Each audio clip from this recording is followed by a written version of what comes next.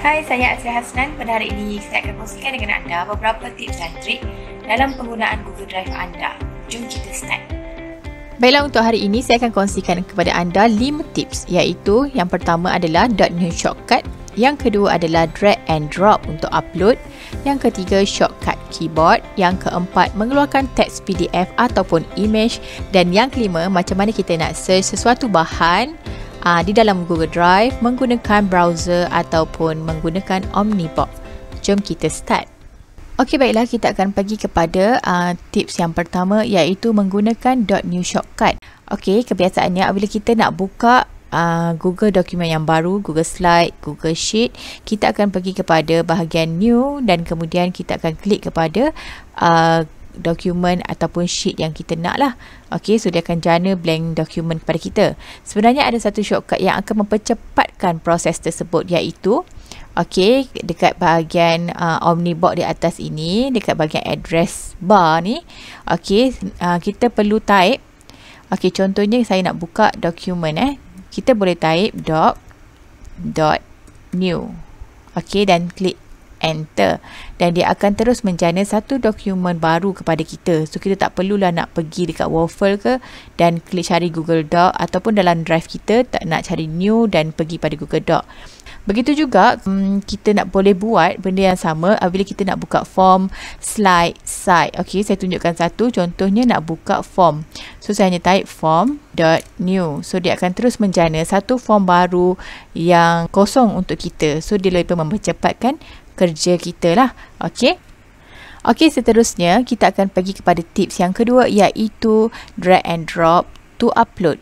Kebiasaannya bila kita nak upload sesuatu bahan, kita akan klik kepada new, kemudian kita klik kepada file upload ataupun folder upload untuk menarik bahan daripada komputer kita masuk ke dalam Google Drive. Okey, sebenarnya kita boleh mempercepatkan kerja kita dengan cara saya nak masukkan gambar saya ni dalam Mi ni. So saya pun tarik dan lepaskan dalam folder yang saya kehendaki. So saya hanya lepaskan dan dia terus akan upload saya punya dokumen dengan lebih cepat. Okey, itu adalah tips yang kedua. Okey, tips kita yang ketiga adalah menggunakan keyboard shortcut. Okey, kalau kita nak tengok dekat mana tersenarainya keyboard shortcut tu, kita boleh pergi kepada bahagian setting yang berada di sebelah kanan. Ada button macam button screw ni, setting ni. Kita klik dan kemudian ada keyboard shortcut. Okey, dan untuk dapatkan keyboard shortcut tu sebenarnya pun ada shortcut juga, iaitu tekan dekat keyboard, iaitu control dan question mark. So dia akan keluar pop-up ataupun paparan keyboard shortcut. Dekat sini tersenarai semua keyboard shortcut yang ada yang kita boleh guna. Okey, seterusnya saya akan tunjukkan beberapa keyboard shortcut yang biasa kita guna dan insya-Allah akan memudahkan kerja kita. Okey, yang pertama, untuk kita tukar paparan ini dalam bentuk grid ataupun list. Okey, sekarang ini paparan saya ni, susunan file saya ni dalam bentuk list. Biasanya kalau kita nak ubah paparan tu, kita akan klik dekat sini kan, dekat bahagian atas ni sebelah kanan ni, dan kita akan klik dan dia akan tunjuk paparan dalam bentuk grid. Ini dalam bentuk grid. Okey, sebenarnya kita boleh ubah melalui shortcut keyboard, iaitu kita klik saja kepada V. Okey, dia akan terus tukar. Bila saya klik sekali lagi V, huruf V dekat keyboard, okey, dia akan terus tukar kepada grid, dan saya tekan lagi sekali, dia akan tukar paparan kepada list. Itu yang pertama. Okey, shortcut keyboard yang kedua adalah, biasanya kalau kita nak rename file, kita akan pergi kepada file, kemudian kita akan klik kanan dan klik kepada rename. Okey, sebenarnya ada shortcut yang lebih mempercepatkan kerja kita, iaitu kita klik pada file dan kita klik pada keyboard huruf N. So dia akan keluar pop-up ataupun paparan untuk rename. Okey, so kita tak perlulah nak klik kanan and then rename. Okey, saya ulang lagi sekali, hanya klik kepada file and then tekan dekat keyboard huruf N. So dia akan keluar paparan rename dan terus boleh renamekan dia. Okey, shortcut keyboard yang ketiga adalah untuk share. Okey, biasanya macam mana kita nak share file kepada orang, kita akan klik pada file, klik kanan pada file, kemudian kita akan klik share ataupun kita akan klik get link. Okey, tapi sebenarnya untuk memudahkan kerja kita dan mempercepatkan kerja kita, kita klik kepada file and then kemudian kita tekan dekat keyboard adalah period ataupun titik. Okey, titik dekat keyboard. Okey, dia akan keluar terus paparan untuk share with people and group. Dan kita terus boleh share. Okey, jadi tak perlu kita nak klik kepada klik kanan and then klik share. Okey. Okey, itu adalah shortcut keyboard yang bagi saya sangat memudahkan kita dan mempercepatkan kerja kita. Okey, saya harap ia sangat membantu. Okey, kita akan pergi pada tips yang keempat, iaitu macam mana cara untuk keluarkan teks daripada PDF ataupun daripada image. Okey. Okey, caranya adalah saya ada satu image di sini. So, saya klik kanan pada image ini. Kemudian, saya akan klik pada Open with Google Docs. Dia akan membawa kita kepada paparan Google Docs. Okey, dan dekat sini, okey, yang atas ni dia akan keluar gambar. Semua teks yang ada pada gambar dia akan keluar di bawah. Okey, so kita dah boleh edit mengikut kesesuaian. Itu cara kita keluarkan teks daripada image. Okey, tapi kita jangan risau kerana gambar yang asal tidak akan hilang. Okey, nampak ini ada file dalam bentuk image dan saya ada tambah satu lagi file dalam bentuk Google Document yang mengandungi image tadi dengan teksnya. Okey, tadi kita dah keluarkan teks daripada image. Sekarang kita akan tengok macam mana kita nak keluarkan teks daripada PDF. Okey, macam mana kita nak keluarkan teks daripada PDF.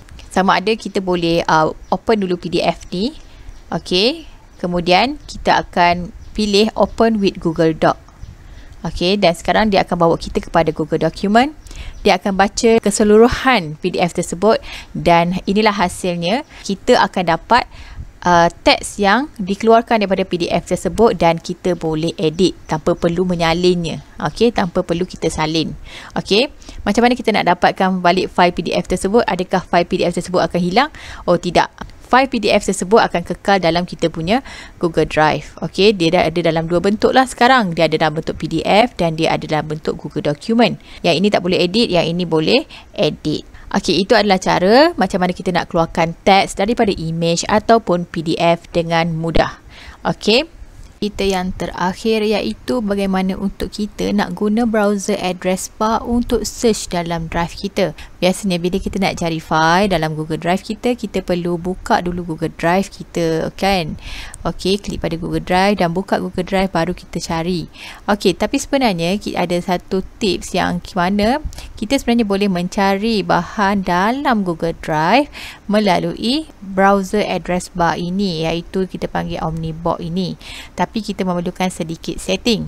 Okey, macam mana kita nak setting? Kita pergi kepada ellipsis ni. Okey, yang titik 3 dekat sebelah kanan atas, bawah kepada pangkah ni, klik dan pergi kepada setting. Okey, kemudian kita pergi kepada bahagian search engine. Okey, pergi kepada search engine, kemudian klik kepada manage search engine. Kemudian dekat bahagian default search engine, kita klik kepada add. So, klik add. Kemudian kita type lah search engine ni, kita tulis drive. Okey, keyword dia drive. Okey, link ini, URL ini saya akan letakkan di bahagian description. So, anda hanya boleh copy dan paste sahaja untuk memudahkan anda. Kemudian klik kepada add. Okey, so dia akan tersenarai dekat bahagian bawah ni lah. Okey, kemudian macam mana dia berfungsi, mari kita tengok. Okey, pada bahagian browser address bar ini ataupun Omnibox ini, kita type drive, iaitu keyword yang kita setting tadi. Kemudian kita klik space bar pada keyboard dan kita tulis sahaja nama file yang kita nak cari. Contohnya saya type Arabic Learning Kit dan saya klik enter dan dia akan terus membuka Arabic Learning Kit dalam Google Drive saya tanpa saya perlu buka Google Drive terlebih dahulu. Nampak tak? Ini adalah sangat memudahkan kita untuk mempercepatkan kita punya kerja. Tak perlulah kita nak buka dulu Google Drive, nak tunggu loading, kemudian baru cari, dan kita boleh terus hit di Omnibox. Saya harap ia sangat bermanfaat kepada anda. Baiklah, saya rasa itu sahaja perkongsian saya pada kali ini. Okey, terima kasih kerana bersama-sama dengan saya. Kalau anda rasa ia sangat bermanfaat kepada anda dan sangat membantu anda, sila komen di ruangan bawah dan jangan lupa untuk like, subscribe dan share. Okey, sekian, terima kasih.